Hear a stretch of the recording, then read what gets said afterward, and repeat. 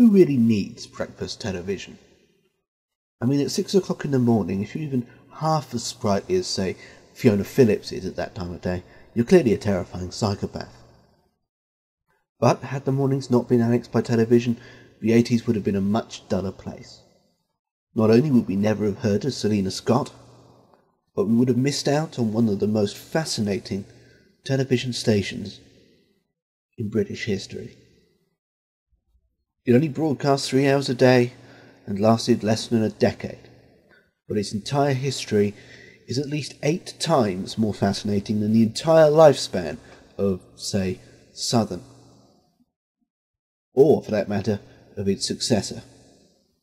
It's a story of betrayal, anger, desperation, near bankruptcy, and a large puppet rat, co-starring some of the biggest names in television, alongside some of the smallest, and some of the biggest arseholes in the history of British broadcasting.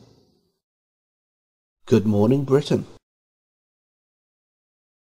TV-am got its start in 1980, in the last of the ITV franchise rounds to really involve anything resembling meritocracy. Franchises were awarded for broadcasting from the start of 1982, but since TV-am was such a completely new concept, television in the morning, it was given a little extra time. Originally it was meant to debut in June 1983, when I was born, because that's how important I am.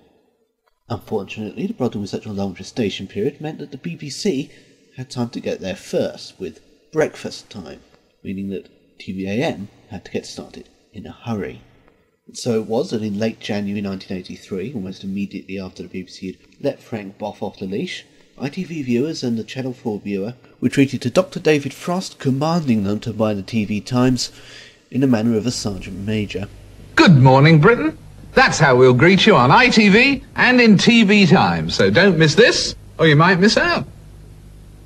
What Frost has said, that no man put asunder. And so it was that at 6 o'clock in the bloody morning on the 1st of February 1983, astonished viewers beheld a grimy, slightly beige holding slide, followed by a warm, pastoral and genuinely quite charming ident.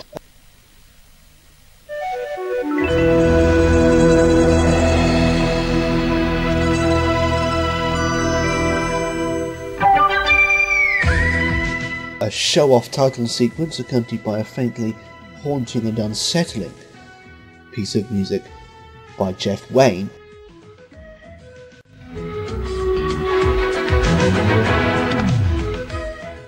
And finally, Dr. David Frost looking at them sternly again. Hello, good morning and welcome to TV-am. New studios, a new news service and a new national network. New studios doesn't strike me as a particularly astonishing claim, to be honest. But new news service was certainly true, as TV-am eschewed ITN to go it alone with their own news gathering, a move, whether chosen or forced upon them by the IBA, that was bound to end really, really well. Back to that first edition of Good Morning Britain now, though, and seated around the sofa are what came to be known as the famous five, whose faces were depicted in frankly horrifying caricatured form on that TV Times cover. If you didn't recognise them then, I don't blame you. The five in question were both presenters and shareholders and executives of the news station. Frost himself was at the helm, of course, and the pips to his Gladys Knight were, in no particular order, Michael Parkinson, then in his transitional phase between respected interviewer and unbearable curmudgeon, Andrew Rippon, about whom I can't think of anything funny, so let's move on.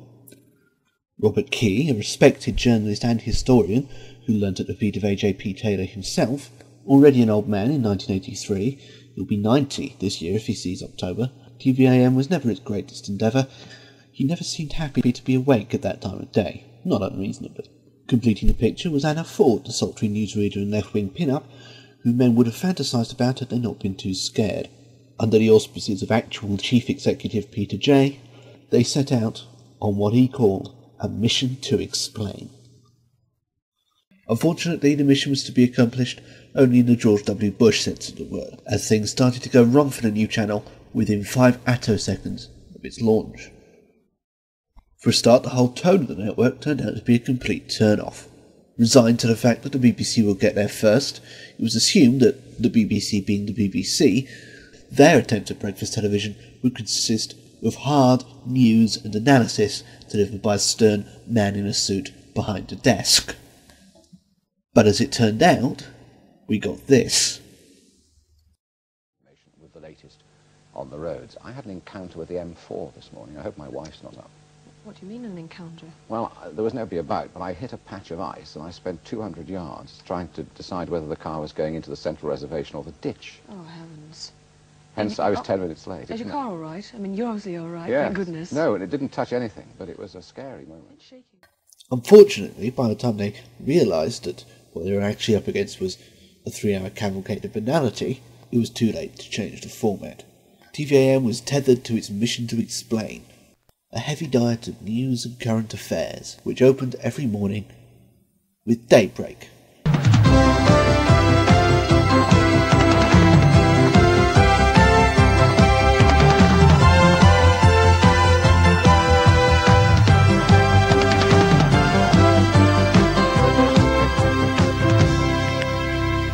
Hello, good morning if you've just joined us.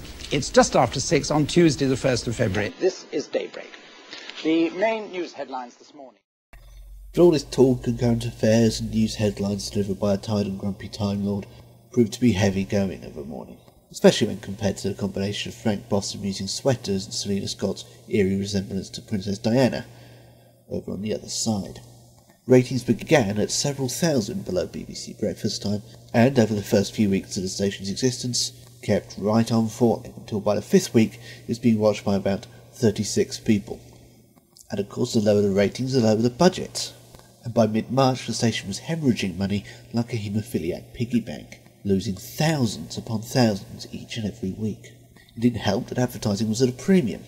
Partly as a result of hurrying up the start of the station, ITV had failed in its negotiations with Equity for the royalties on the adverts that would be shown on the new station. Equity, therefore, ordered its members to boycott it, and Channel 4, which was also part of the negotiations. The end result for TV-am was few to no adverts featuring actual, real-life humans visible on the screen. Famously, in the first advert to be shown early in the morning on British television, Walls, the sausage makers, got around it by electrocuting one of their executives into delivering a creaky sales pitch.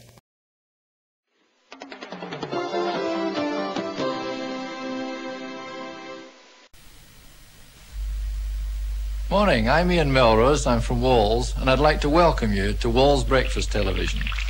It's my job to make sure there's plenty for everyone. We'll feature some big and tasty names, so make sure you tune in to Walls Sausages and Bacon. No other breakfast television tastes as good. Pie, on the other hand, simply went for some flashy camera work and a voiceover which presumably isn't covered by Equity. The Pi Tube Cube, your next clock radio, cassette recorder and breakfast TV, all in one. The Pi Tube Cube. Clock radio, cassette recorder and breakfast TV, all in one. Wake up to what Pi is doing.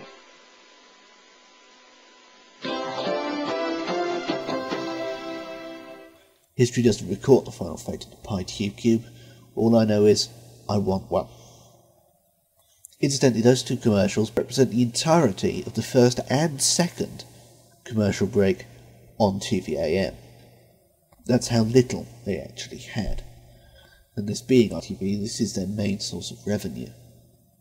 It got worse because as ratings began to plummet, advertisers simply didn't want to use the Good Morning Britain advertising space anyway, figuring that more people would be likely to see the adverts if they were screened during one of the Red Triangle films on Channel 4 at 3 o'clock in the morning, even though television wasn't on that long in those days.